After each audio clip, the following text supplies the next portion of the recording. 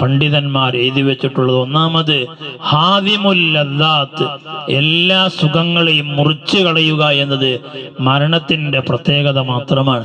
ആ മരണത്തോടുകൂടി നമ്മുടെ ഇവിടെയുള്ള എല്ലാ സുഖങ്ങളും മുറിഞ്ഞു പോകും. അത് മരണത്തിന്റെ ഒന്നാമത്തെ വിശേഷണമാണ്. രണ്ടാമതായി പണ്ഡിതന്മാര് പറഞ്ഞത് മുഫർരിഖുൽ ജമാഅത്ത്, ഏതൊക്കെ കൂട്ടായ്മകളുണ്ടോ ആ കൂട്ടായ്മയിൽ നിന്ന് നിൽക്കാം. എന്നെയും നിങ്ങളെയും ഒറ്റപ്പെടുത്തുന്ന സാഹചര്യമാണ് മരണത്തിന് ഉണ്ടാകുക. മരണത്തിന്റെ രണ്ടാമത്തെ വിശേഷണമാണ്. മൂന്നാമതായി മരണത്തിന് പണ്ഡിതന്മാര് പറഞ്ഞത് മൂത്തിമുൽ അബ്നാഇ വൽ ബനാത്ത്, ആൺമക്കളെയും പെൺമക്കളെയും ഒക്കെ അനാഥരാക്കുക എന്നത് മരണത്തിന്റെ ഒരു പ്രത്യേകതയാണ്. നാലാമതായി പറഞ്ഞത് മഹാന്മാർ എഴുതി വെക്കുന്നു മുബിക്കിൽ ആബാഇ വൽ ഉമ്മഹാത്ത്, എല്ലാവരെയും കരയിപ്പിക്കുന്ന വസ്തുവാണ് മരണമെന്ന് പറഞ്ഞ് ഈ 4 കാര്യങ്ങൾ ഒരുമിച്ചുകൂടി ഒന്നാണ് മരണം.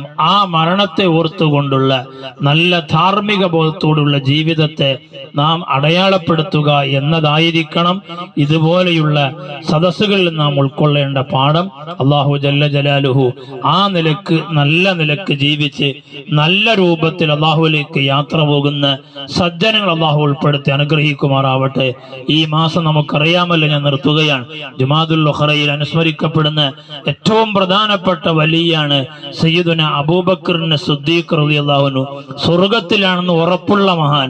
ഇന്നും നാം യാ അക്രമ ബൈത്ത് ചൊല്ലിയപ്പോ അത് അൻ അബീ ബക്കർ എന്ന ബൈത്ത് നാം ചൊല്ലിയിട്ടുണ്ട്. ആ അബൂബക്കർ സിദ്ദീഖ് റളിയല്ലാഹു അൻഹു ഇതുപോലെയുള്ള മാസത്തിൽ വഫാത്താകുമ്പോൾ അവിടുന്ന് അവസാനമായി പറഞ്ഞൊരു വാക്ക് പണ്ഡിതന്മാർ എഴുതി വെക്കുന്നത് കാണാം. ആഖിറു കലാമിൻ തകല്ലമ ബിഹി അബൂബക്കർ സിദ്ദീഖ് റളിയല്ലാഹു അൻഹു. അംബിയായിനെ മാറ്റിവെച്ചാൽ ജനങ്ങളെ കൂട്ടത്തിൽ ഒന്നാമത്തെ സ്ഥാനത്ത് നിൽക്കുന്ന ആൾ ആരാണെന്ന് ചോദിച്ചാൽ മുസ്ലിം ഉമ്മത്ത് സംശയിക്കാതെ മറുപടി പറയേണ്ടതാണ് സയ്യിദുന അബൂബക്കർ സിദ്ദീഖ് റളിയല്ലാഹു അൻഹു.